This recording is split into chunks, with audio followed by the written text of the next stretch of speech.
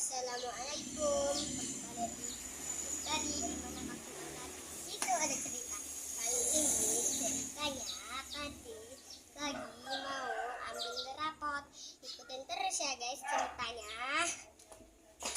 Baik Bapak dan Ibu, di sini sedikit saya mau sharing ya terkait di penghujung semester ini, yaitu semester 2002 di tahun pelajaran 2023-2024.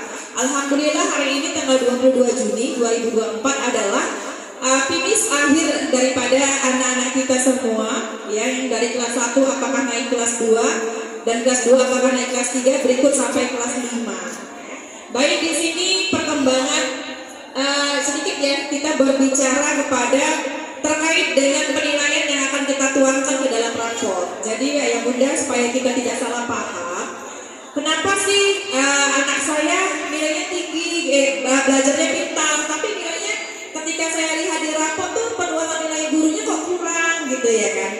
Jadi supaya kita tidak paham, sedikit saya akan sampaikan sistematis penilaian guru kepada siswa. Jadi untuk tahun 2023-2024 ya, di tahun ini kita sudah memakai 2 kurikulum ya.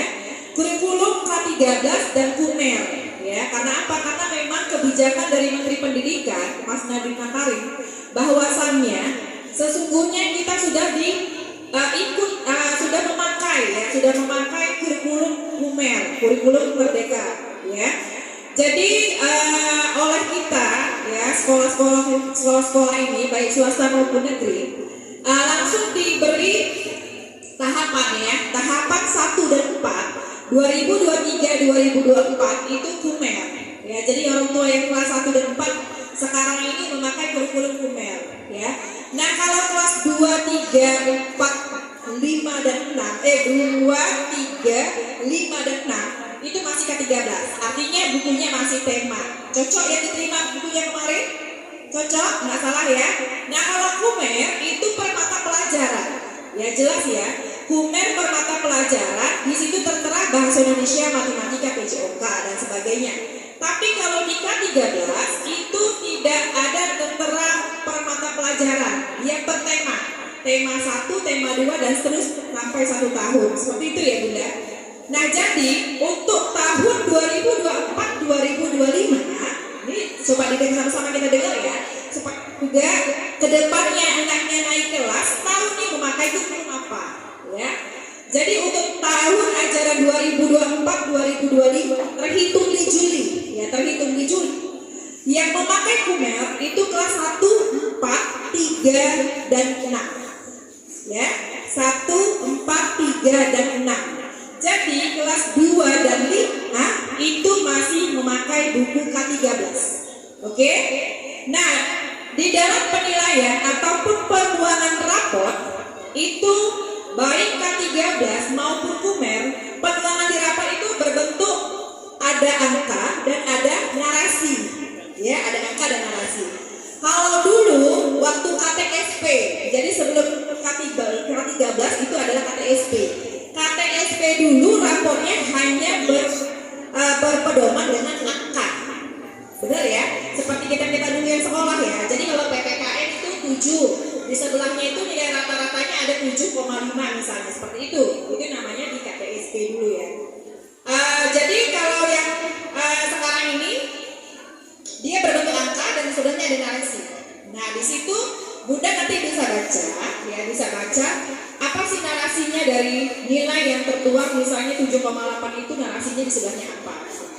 Nah kembali kepada penilaian. Kembali kepada penilaian kita, bahwasannya saya selalu sampaikan untuk nilai tidak berbaku kepada nilai akademik saja. Paham ya? Jadi ini dituangkan oleh guru bukan dari hak ujian yang didapat saja, mutlak dari itu tidak. Ya, tidak seperti itu. Jadi gimana?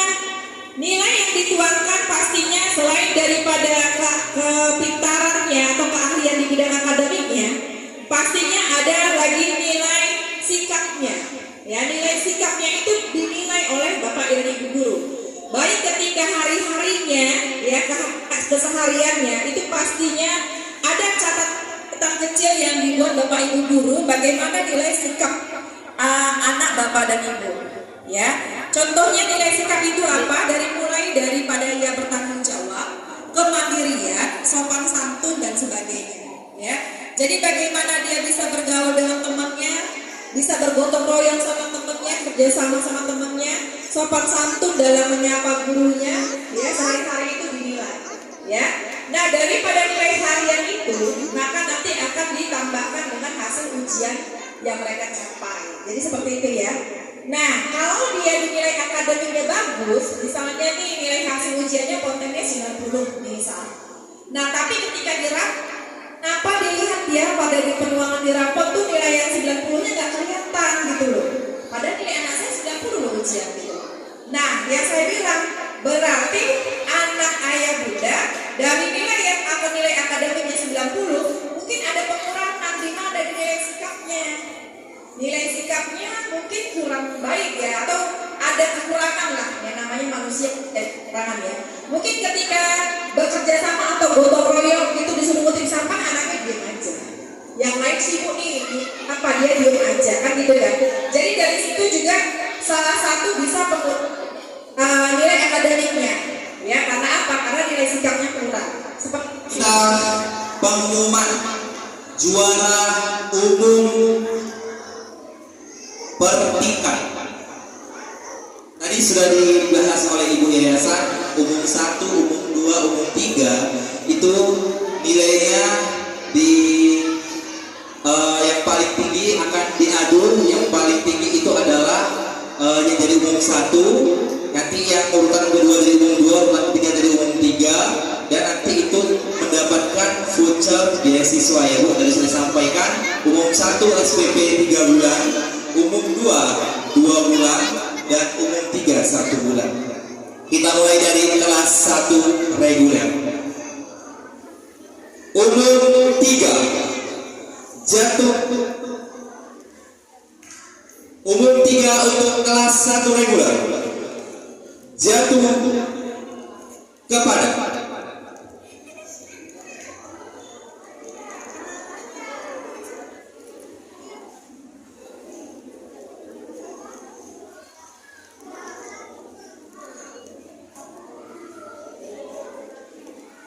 umum 3 reguler kelas 1 Patia Azarel Saki, tepuk tangan.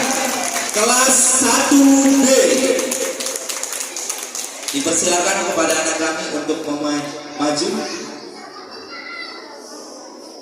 Jika tidak hadir orang ada. Oke, baik, kepada ibunya bisa ibu wali kelas 1-nya bisa di standby untuk menyusun barisan anaknya. Umum 2 kelas 1 reguler jatuh kepada Asyura Kesha Lubis, kelas 1C. Baik.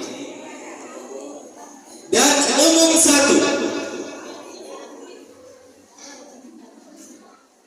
jatuh kepada Khalid Al-Fatih Rambe dari kelas 1A.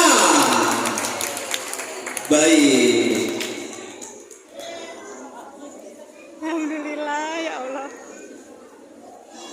Baik, kita memasuki juara umum kelas 4. Umum 3 jatuh kepada Asifa Umayyah kelas 4A. Umum 2 jatuh kepada Agung Zabira. Umum 3 Fatia Azra El Saki. Azra El Saki. Baik, diberikan kepada Ibu Yayasan.